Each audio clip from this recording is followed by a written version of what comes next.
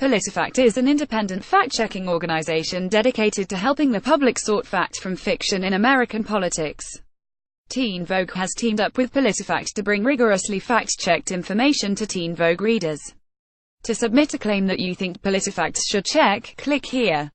Out of all the controversial moves President Donald Trump has made since taking office, his executive order to halt immigration from several majority Muslim countries, also known as the Muslim ban, has by far been one of the most archetypal.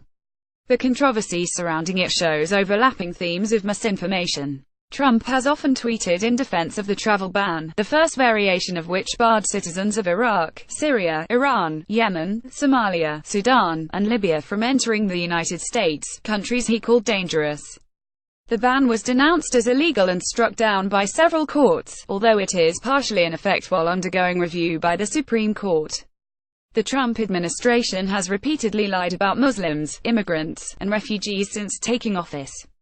Especially Attorney General Jeff Sessions, who has lied over and over about policies and alleged threats related to immigration.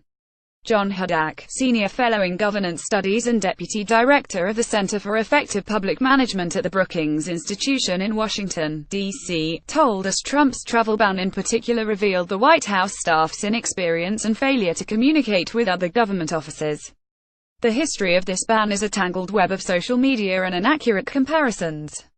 So we teamed up with PolitiFact to uncover the underlying patterns of how the White House talks about Muslims and immigration. Point 1.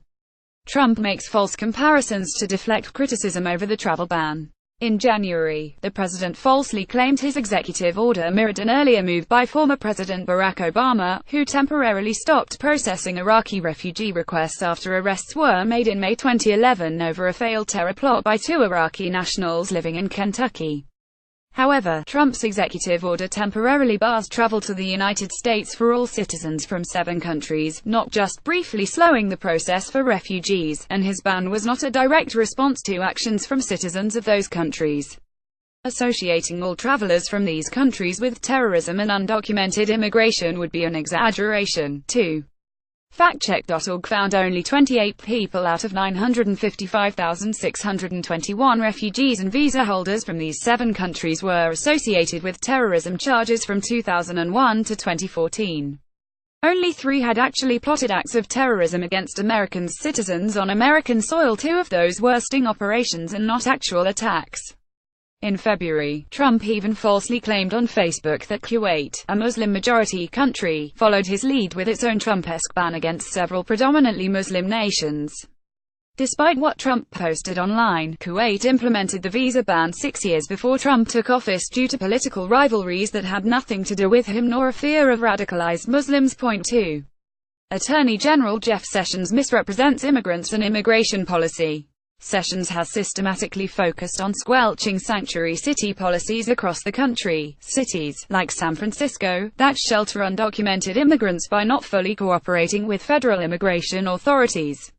According to the Washington Post, Sessions has repeatedly vowed to withhold federal money from cities that don't cooperate with deportation efforts. In March, he even claimed a Department of Justice Inspector General found sanctuary policies also violate federal law. What the inspector really did was raise questions about compliance. However, the memo almost explicitly said it was unclear whether local policies violated the federal law. Sessions referenced Section 1373. Plus, the inspector himself said in the memo that he was unaware of any Justice Department decision about the matter. Sessions also falsely claimed a study showed cities with sanctuary policies have more violent crime.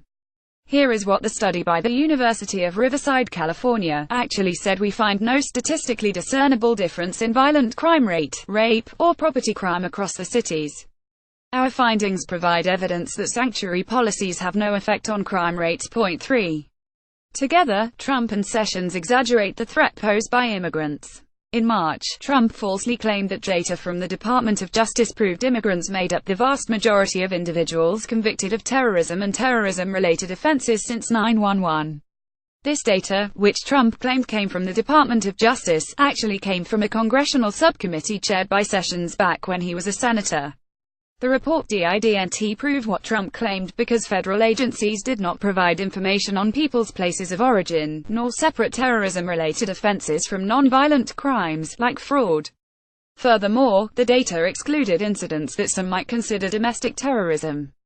This data was incomplete and could not conclusively prove foreign-born residents committed more terror-related crimes than natural-born citizens. Point 4.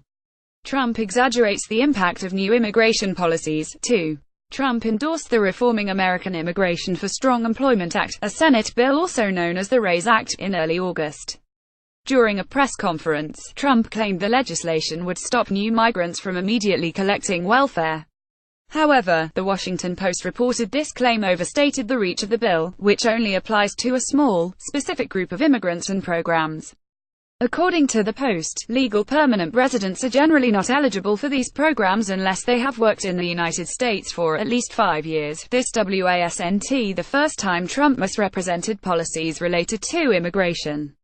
In July, he also claimed illegal border crossings had dropped 78% under his watch, but the latest figures available from U.S. Customs and Border Protection do not show a 78% decline in apprehensions at the border.